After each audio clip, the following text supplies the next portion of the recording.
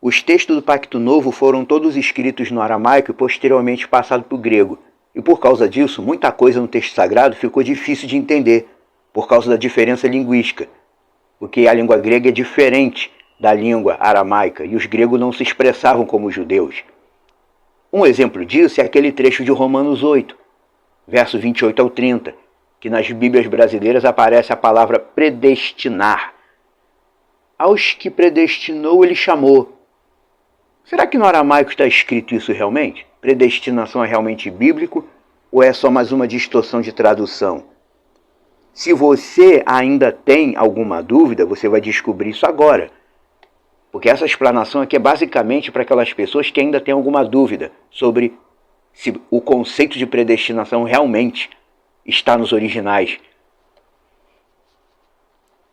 Pegando literalmente do texto aramaico, está assim: sabemos, porém, que aqueles que amam Allah, em todas as coisas ele nos ajuda, para o bem daqueles previamente colocados para serem chamados.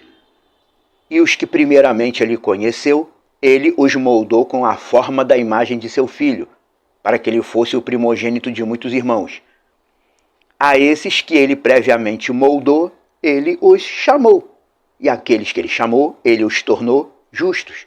E aqueles que ele tornou justos, ele exaltou. Esse é o modo correto da tradução do aramaico.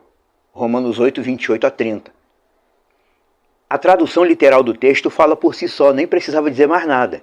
Allah, Yah, o eterno criador de tudo, ele ajuda em tudo aqueles que ele colocou previamente para serem chamados.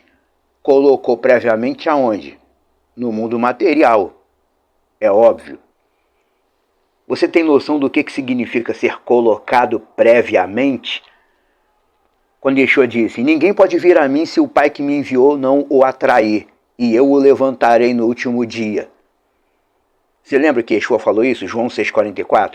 Ninguém pode ir até ele se o Deus eterno não atrair a pessoa. Só consegue vir até Yatzirhaot, o eterno Criador, aqueles que ele colocou previamente para serem chamados. Colocou no mundo. Isso pode ser frustrante para aquelas pessoas que acreditam em livre-arbítrio, mas aqui não está vindo uma opinião minha, é texto original, diretamente do aramaico, do jeito que foi escrito e transmitido por Shaul Hachalia, apóstolo Paulo. E o versículo 29, então, como a gente vê no original, aqueles que Yah conheceu primeiramente, ele os moldou com a forma da imagem de seu filho. Olha só que expressão forte e diferente do que colocaram na Bíblia. Aqueles que Yah conheceu primeiramente, ele os moldou com a forma da imagem de seu filho. Ele não conheceu previamente todo mundo. Ele não conhecia originariamente qualquer pessoa. Ele conheceu previamente aqueles que ele moldou para serem irmãos do primogênito, Yeshua. Nós, os eleitos, fomos criados pelo Deus Criador para sermos irmãos espirituais de Yeshua. Yeshua é primogênito não necessariamente por causa do conceito mundano de primogênito, porque aqui no mundo, quando se fala em primogênito, a pessoa só consegue pensar assim: é quem nasceu primeiro. Só que o conceito do mundo de primogenitura é um conceito errado, porque aqui no mundo a pessoa diz: se o cara tem 2 filhos e uma filha, a filha nasceu primeiro, a filha é primogênito. Não. No conceito do Deus eterno, o primogênito é o primeiro filho homem. Então, se no conceito espiritual, se uma família teve uma filha, depois veio um filho, o primogênito é o segundo. Porque o primogênito no conceito espiritual é o primeiro filho homem. Yeshua é primogênito porque no conceito bíblico também o primogênito é o herdeiro do legado paterno.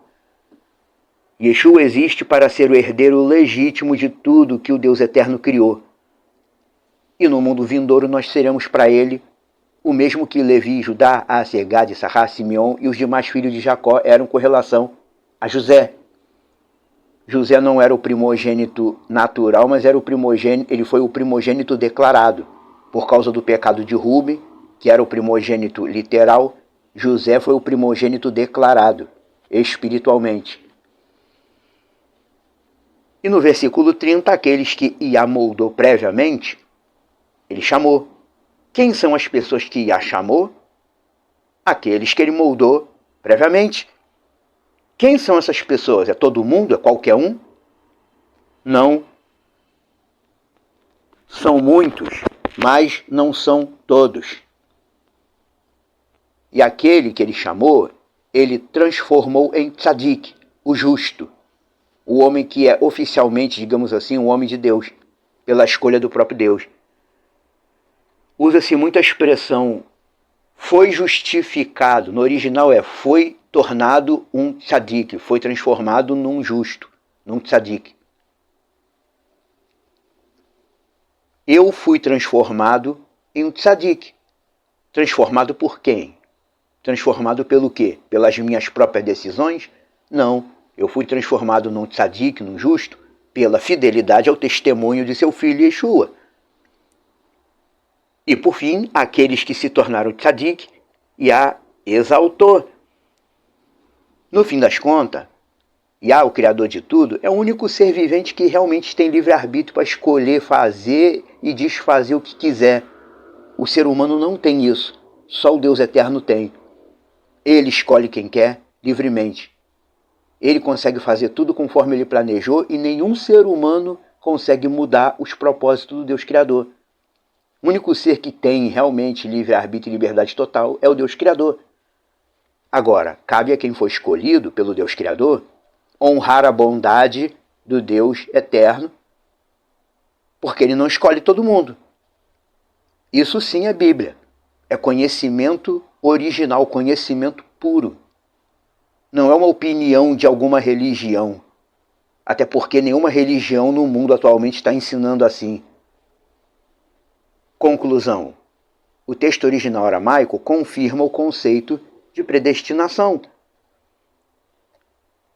Como está escrito na expressão original, os que primeiramente ele conheceu, ele os modelou com a forma da imagem de seu filho. E a esses que ele moldou previamente, ele chamou. E os que ele chamou, ele os tornou justos, os transformou em tzadik, por meio da fidelidade. E aqueles que ele tornou justo, ele exaltou. É isso que está dizendo no texto original. E como disse Paulo, se alguém prega diferente daquilo que foi dado, pode ser quem for, um anjo, um espírito, um pastor que se intitula apóstolo, seja quem for, ensinou diferente daquilo que foi dado para nós, é anátema. Ou quer dizer, é amaldiçoado pelo próprio Criador.